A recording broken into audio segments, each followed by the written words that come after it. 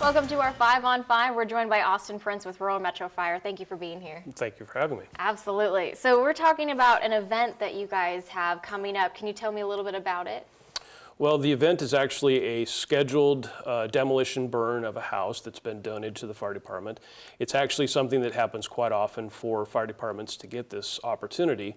And in the normality of putting one of these together, where we do training for firefighters, we're actually looking for an opportunity to invite a member of the public to come in past the taped off line, if you will, and get a more up close and personal view of what that training is, it involves.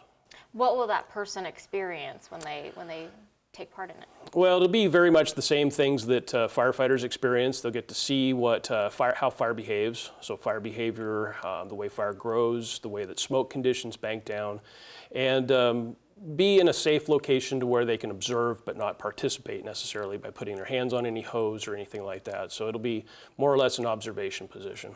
But they will be pretty close to the flames, is that correct? Well, they'll be within obviously a much closer spot than you would if you were outside the building. So you're going to be inside of a room, probably looking down a hallway into another room where the fire is actually burning, watching the firefighters go in, but you'll be watching over their shoulders, if you will. We'll still be in a burning building. I have to ask, isn't that a bit dangerous?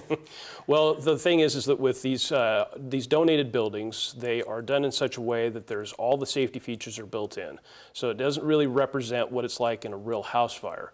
So all of the hazardous stuff inside has been removed, and we're looking at a very controlled atmosphere, so it's not really that dangerous. Okay.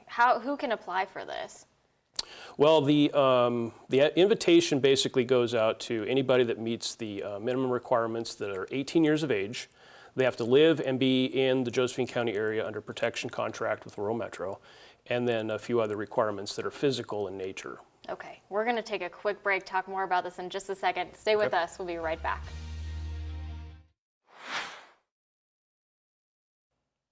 Welcome back to our 5 on 5. We're joined by Austin Prince with Rural Metro Fire. We're talking about an event you have going on that lets people go inside a burning building in a controlled environment. People are applying. How many have you had so far? Well, we're looking at about 6 to 10 right now, and about that same number of people who've applied that are actually not eligible. So we're narrowing the group down quite a bit to those that meet the minimum requirements, which are found on our Facebook page as far as what those minimum requirements are. Mm-hmm. How many people do you expect to apply? That's going to be hard to say. It's still open until April 8th. And we're still getting the word out, and I think there's still a lot of people that might be considering whether or not this is something they want to do, so I might expect a few more before that due date comes up. Sure. What should people know if they're thinking about applying? Well, they are going to be put through some testing requirements, obviously, in order for them to be put inside of a what we call a hot zone, if you will, more warm than hot, but inside of an operational area. They will be outfitted with equipment that they have to make sure are properly fitted and geared up to wear.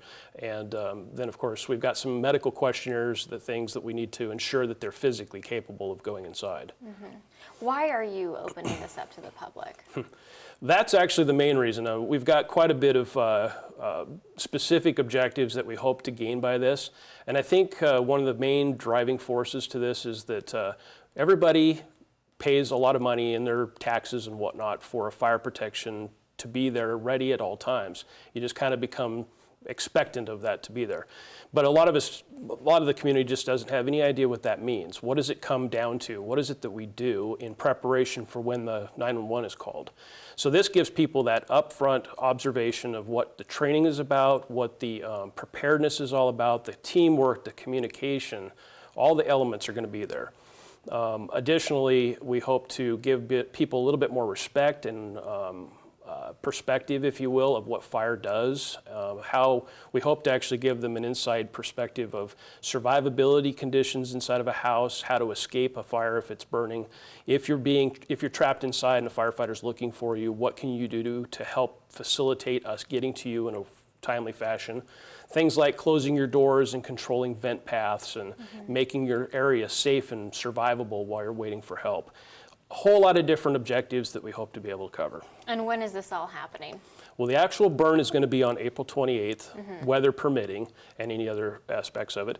But that is when we plan to do it. Great information, Austin. Thank you Yes, so much. Very welcome. Thank you. Stay with us. We'll be right back.